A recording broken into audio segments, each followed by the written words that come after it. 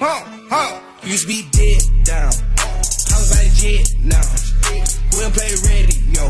Master flicks now. I just got a new farm. Gotta go party vid now. Hey guys, welcome back to the channel. I hope everyone is well and having a great start to 2026. For today's video, I thought it would be insightful to dive a bit deeper into my back training. This has been an area of focus coming off the back of my first competitive season, an area that I needed to bring up from judges' feedback, just adding more density and width to my back, and also as well in regards to my category, which is figure. It's important to have width in your lats, thickness in your back, and just really create that X frame. So yeah, let's get into it.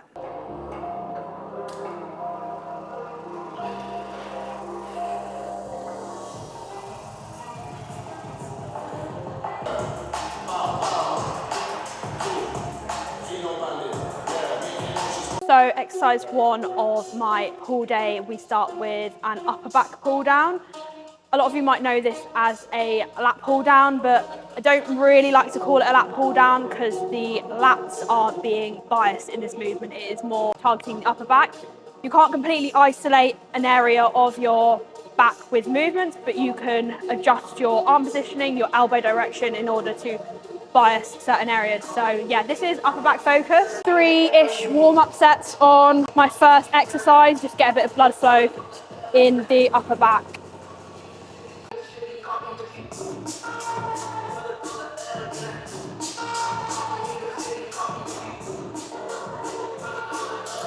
I'll be hitting my back as well across a 7-day period, twice, pull session and an upper session. And yeah, on my pull days, I start with an upper back focus movement, and then on my upper days, it will be a lat bias movement. If you are trying to bring up a body part, you definitely need to consider frequency, which is the amount of times per week you are training that muscle group. That is gonna play a huge role in the improvements and the development that you can see. Rubber bar is so stupid. Fucking hell. Right, there we go.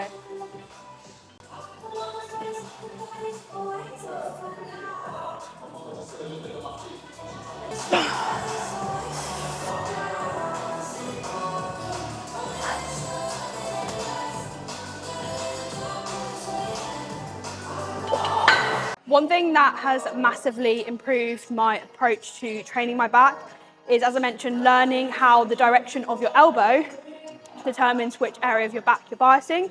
As you can see with the upper back pull down, my elbows are coming out to the side, targeting the upper back portion. If we were gonna target or bias our lat essentially, what is important to focus on is you want your elbow driving into the pocket of your hips and keeping your arm close to your torso.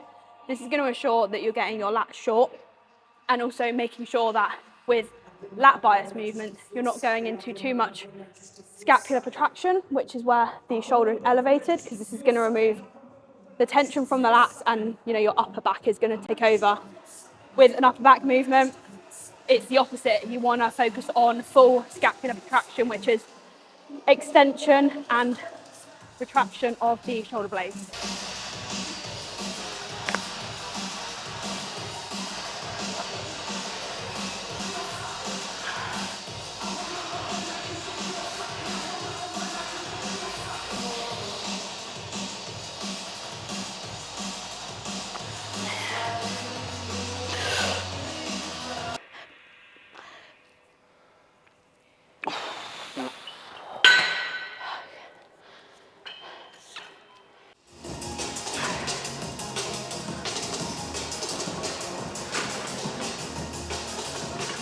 Two sets of upper back pull down, and now moving on to a single arm lat bias row. In my opinion, you literally can't beat this for a lat focused movement. I just think the constant tension from the cable, and you can get great range of motion. You can do it anywhere, you can do it in any gym, you just need a cable and a bench. No fancy machines. Making sure that your working side is aligned with the cable, and if that means you need to bring the bench over, then that's what you need to do. Ensuring as well that you're driving your elbow into the pocket of your hips to really be able to get your lat short, and make sure you're extending enough so that you can get a good stretch on the lats, but not too much that you completely lose that tension and it goes, you know, to your upper back. So shoulder in a fixed position, there is going to be some element of movement, but for the most part, it shouldn't really be moving too much, and you're going to keep the tension all on the lats.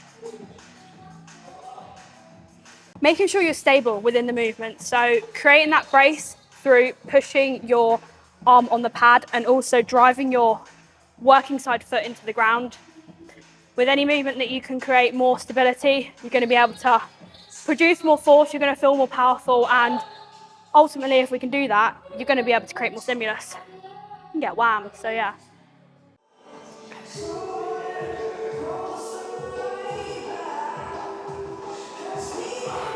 Right. As you can see, I am using straps within my back training. Now, if you aren't, I would say it is a must if you know that your forearm strength is going to give up before your back does, because your back's one of the strongest muscles. So if you're able to just create a little bit more grip through using straps, you're going to be able to get a few more extra reps and, you know, essentially more progress in the long run. So yeah, get yourself a pair.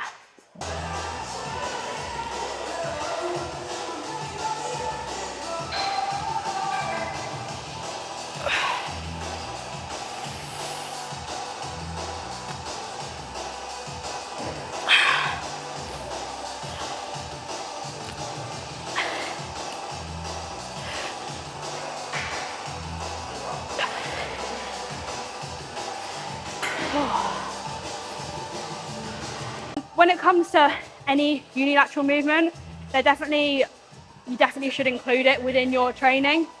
What unilateral movements can provide is just a little bit better connection, a bit of better stimulus with the side that you're targeting, because you are only focusing on one side at a time. If you've got any weaknesses on either side, whether that's, you know, a weakness in your left lat or your right leg, unilateral training is something you should 100% utilize just to kind of even out that imbalance.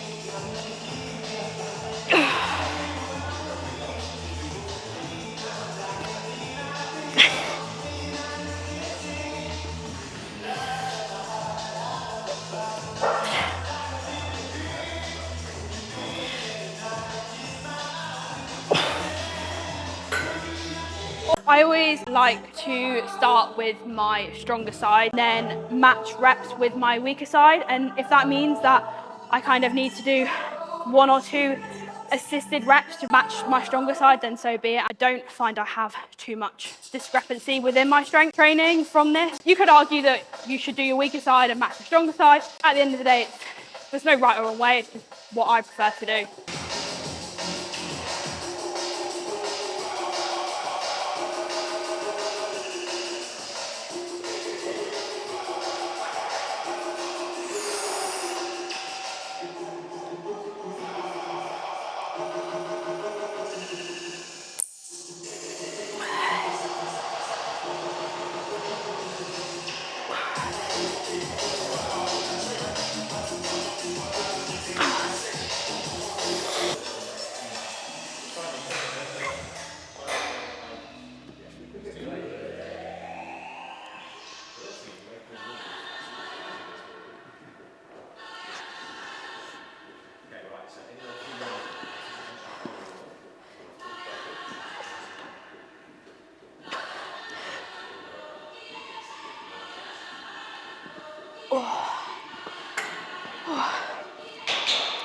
As you can see there as well, like my arm literally does not steer away from my torso. It's locked in, close to my body, close, driving into my hips, and that is gonna help you bias your lats. As I said at the start of the video, that my back was an area that needed to be focused on. This was highlighted when I was dieting down. It was the last thing to get lean, and it never got quite as lean as the rest of my body. That could either be down to one of 2 things. One is you need to get leaner, there's more body fat to lose. Or 2, which I think is most likely the case for a lot of first timers, is there's just not the muscle there in order to push through the skin and get leaner, which was the case for myself. Like my back just didn't have that thickness that my legs did, for example. You know, my quads were striated, but my back still wasn't anywhere near that. So for me, you know, I just needed to grow, get stronger, add thickness, and I would like to say, you know, that's happened this off season for sure. When I now look at this point in my pre-prep, my back's actually now getting leaner before the rest of my physique, which surprise, it was obviously a great surprise because I know that I've built that density and there's obviously that muscle there to get shredded really. Obviously I'm not shredded now, but you know. You might be thinking, what is in this fancy bottle? Now, this is intra-workout. I've got 10 grams of carbs in here, 15 grams of EAs, and 5 grams of creatine. Now, I find, especially with the lengths of my sessions, they're usually 2 hours to 2.5 if it's like a big leg day. It really helps keep my energy levels sustained throughout, and you don't kind of get that midway crash where you're like, fuck, I've still got half my session to do. Also, with where food is at now, my food is quite low, and last pre-prep I didn't touch into carbs because I was like, oh, more food, you know, in other meals. But I noticed the energy difference in my training, and with that, I haven't noticed any sort of dips in energy.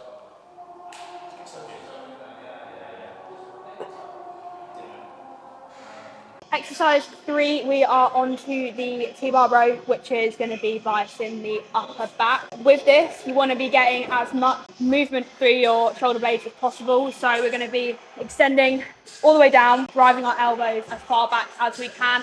I like to think about kind of wrapping my elbows around my rib cage to really be able to get that full squeeze in the top. But yeah, it's a great movement.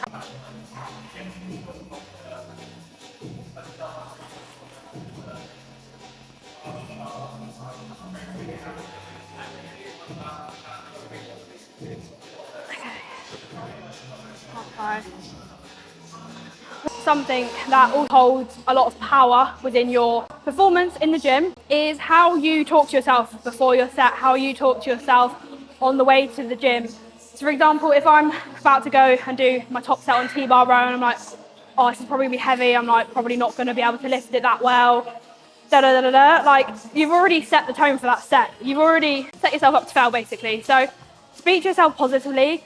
Give yourself that confidence, that courage to be able to shift that weight, and that's going to already completely transform how you approach that set, how you do your set. You don't want to be making excuses for yourself. I'm tired, I'm probably not going to have the best session, because then you won't. Most of the time, actually, I will just take literally 10 seconds in my head before I unrack the weight to just go like, it might sound silly, but you fucking got this. So remember who you are, remember what you're capable of. And for the most part, that then leads to a fantastic set, PRs, PBs, progression, and that's all we are really striving for within the world of training at the end of the day.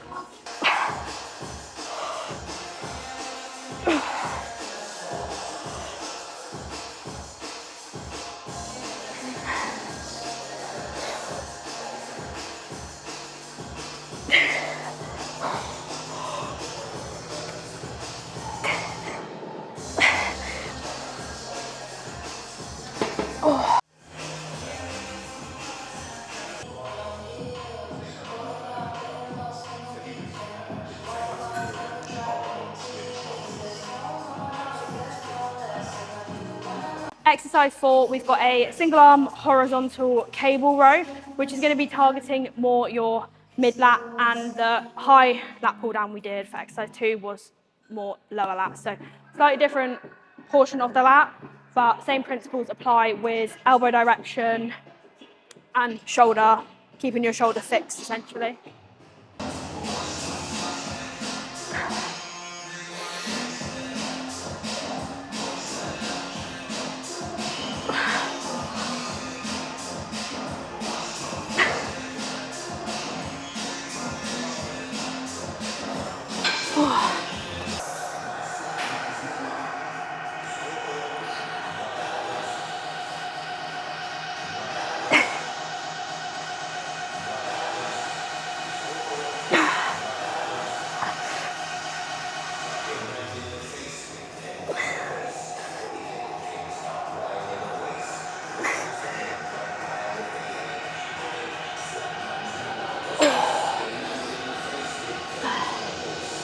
As you can see with my last rep as well, as much as, you know, it wasn't as perfect as the first rep. When I know that I'm going to start moving my body and, you know, changing my position in order to get another rep, then that's probably when, well, that's when I will stop the set, because rotating my body to get another rep is not really going to get me anywhere, because I've completely changed my form to get that.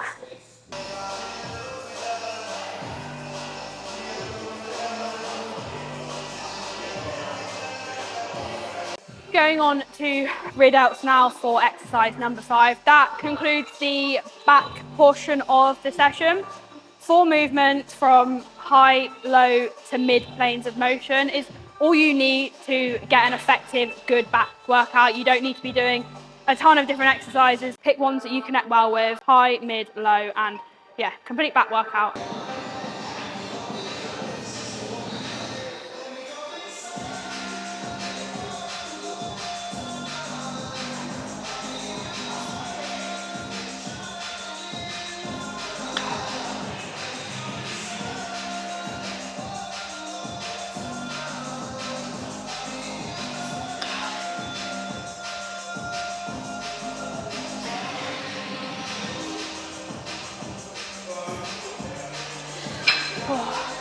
Rear delts is one of those movements that I have really struggled to connect with in the past, but one cue that's really helped me to be able to improve that connection is when I'm thinking about moving my arm, is I'm thinking about touching every point of the room, and there's no need to go any further than that really. And for me, that is a sweet spot for connection, and also just using minimal weight, because your rear delt is a small muscle.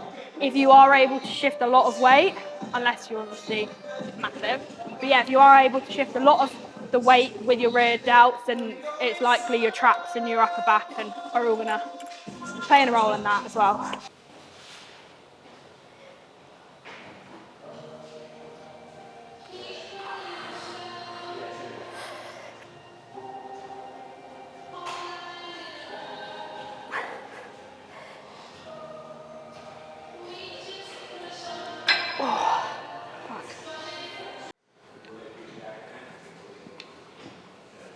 We are going to finish off the session with 2 exercises for bicep. So I'll start off with a movement that trains the bicep in the shortened, which will be a easy bar cable curl, and then I'll go on to doing a behind the back curl, which will be training the bicep in the lengthened.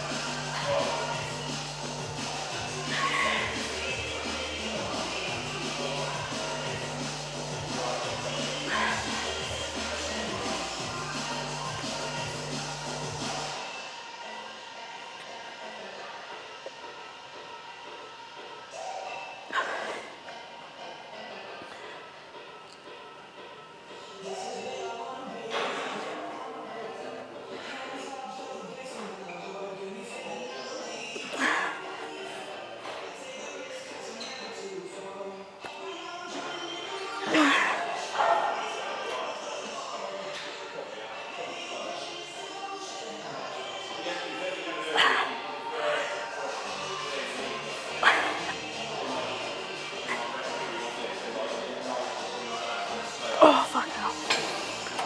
Oh. Don't enjoy bicep training, but needs must. I perhaps don't enjoy training biceps as much as I do other movements. I'm still gonna apply the same intensity and the same level of focus as I would at the start of my session. And also, at this point, I'm pretty fucked, I'm not gonna lie. I'm tired. You know, I've been training for 2 hours, just over 2 hours now, so I could use that as an excuse to just think, you know what, I'm gonna go half-assed on these, but that is not productive towards my end goal. So yeah, do the work regardless of how you're feeling, basically.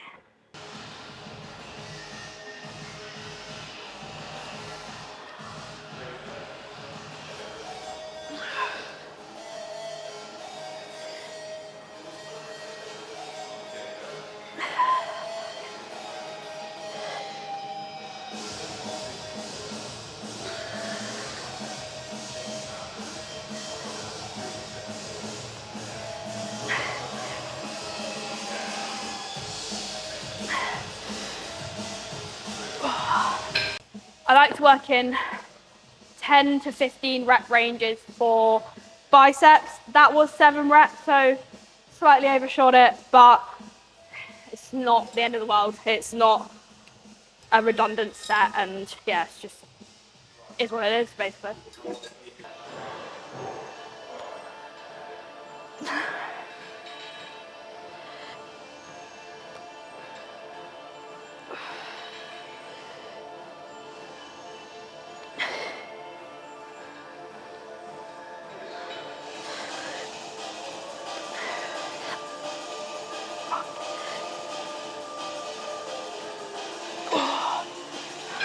I am 8 weeks in to pre-prep, 4.5 kilos down, which I'm really happy with, and going off my last diet, if you want to call it that, back in May, my body was just completely unresponsive to fat loss just due to really high stress situations in my life. And when your body is in a prolonged state of high stress, you're going to have elevated cortisols, and with that your body's just basically in survival mode. It's not going to prioritize fat loss, it's going to conserve energy.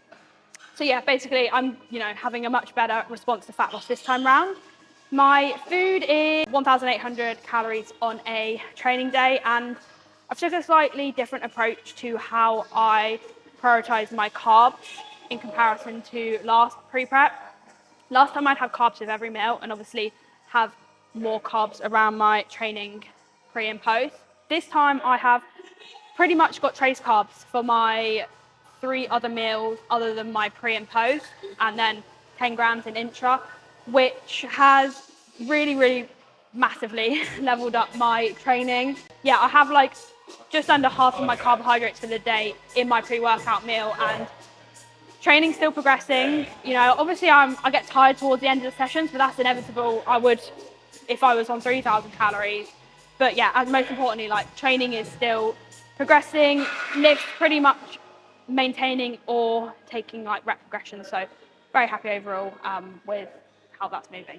So that concludes my pull session. Very good session overall. We started with upper back pull down, single arm, high lat bias row, T-bar row, horizontal lat bias row, single arm, cable, rear delt fly, easy bar, cable curl, and behind the back bicep curl. Just going to head over to the corner now and do some posing, because if you're not practicing your posing in your diet phase or your off season, then you should. So that's exactly what I'm going to do.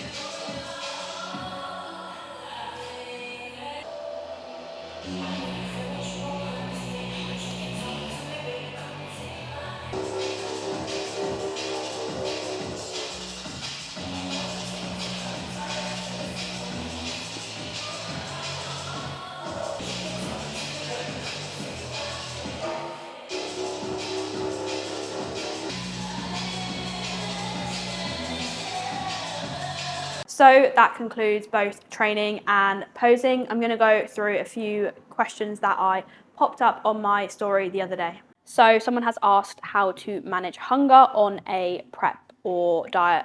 Now, I think what's important to understand is that you cannot completely remove hunger because it's a biological drive in order to survive, but there's things you can do to essentially manage it. Firstly, being consistent with your meal timings, and if that means having smaller, more frequent meals across the day, so you're not going hours between a meal and then eating your meal and you're absolutely ravenous to a point that you've finished it before it's even seen daylight. That's super important. Another thing is ensuring that you're hydrated. A lot of the time you might feel really hungry, it can be masked by dehydration. So yeah, be on top of your hydration is very important. Lastly, being smart with your food choices, perhaps not opting for really calorie dense choices. Obviously when it comes to your fats, that's inevitable. You need to get them in for your health. I wouldn't have pasta on a diet. Even though I absolutely love pasta, I would opt for potatoes because in terms of volume to carb ratio, I can get a lot more potato. When you're trying to volumize your meals in a diet, lettuce, egg whites, salads, veggies, because you can have a large quantity of that for, a fraction of the calories. And that's just gonna keep you a bit fuller for longer, and it's also gonna take you longer to eat. So you're not gonna feel as hungry. So prioritize them and volumize your meals. Someone has asked who I look up to, who inspires me. Now, I think huge inspiration for me is my coach, Louis. Obviously, he's massively supported me, guided me to not only be the best athlete I can and also the best coach I can be, and very, very grateful to be given the opportunity to work under Team Blackmore, which has provided me with clients who also inspire me every day because they're striving to be their best and better themselves day in, day out. Another person as well who massively inspires me is my partner Jordan. If you don't know who he is a natural pro bodybuilder, and he has a very strenuous job. He is up at 4 a.m. prepping food. He's at work for 10 hours a day scaffolding. He then goes in the gym, absolutely sends it, stacks all the machines, pulls 6 plates for reps, and you can't not be inspired by that because that is just pure dedication, graft, and essentially like not making any excuses, because it can be very easy to go, do you know what, I haven't got time to prep food, I'll get something on the go, or I'm too tired to train tonight, I'm just going to take a step back, and those words never come out of his mouth. And yeah, I'm just grateful to have 2 people in my life who I look up to and, you know, inspire me to be the best version of myself.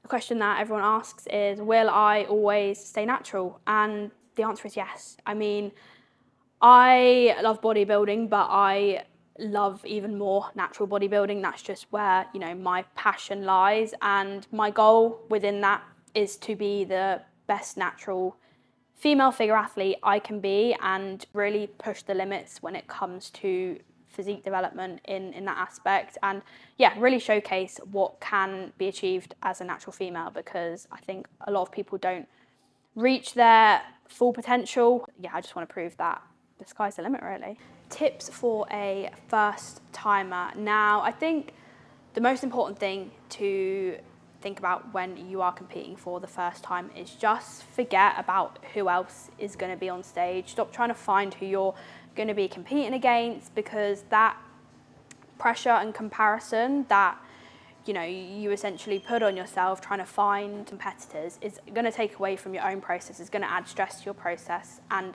that's the last thing you want to do when you're, you know, on prep, is added stress from thinking, right, oh, they're going to be next to me, or they're better than me. Because at the end of the day, it doesn't matter. It does not matter who's on stage. It matters that you've brought your best and you've done everything you can to be the best athlete, and everything else is out of your control. If that means as well that you need to completely remove yourself off social media, then that's what you've got to do.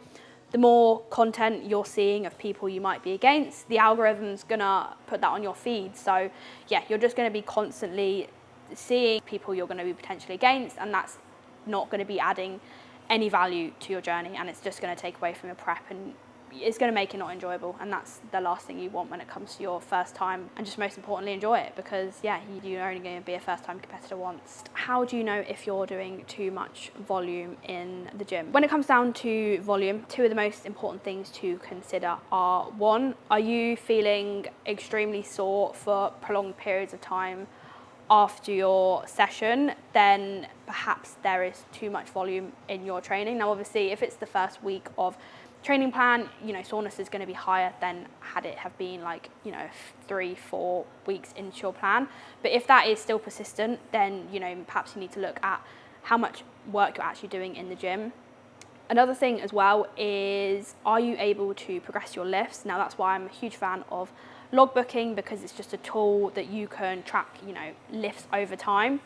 If you're in a growth phase and you're not able to progress your lifts, you're not going to be building muscle, because the progressive overload isn't there. Obviously, just consider that if you are deep in a diet, that is going to slow down. It's going to be more so maintaining lifts. But yeah, if you're not, your lifts aren't moving up in the gym, then there is probably areas of your volume that are too high. So that concludes another great session down at SN Hub. If you are local to Bournemouth or Poole, then you should definitely come check out the gym here. It's got great kit, great community. But yeah, I just wanted to say as well, really appreciate the support on the last video. And you know the drill. If you could please like, share, subscribe, and leave a comment of, you know, potentially next videos you would want to see. That would be hugely appreciated. But yeah, thanks so much for watching, and I hope to see you in the next one. Tangled up in wires, I can't catch my breath.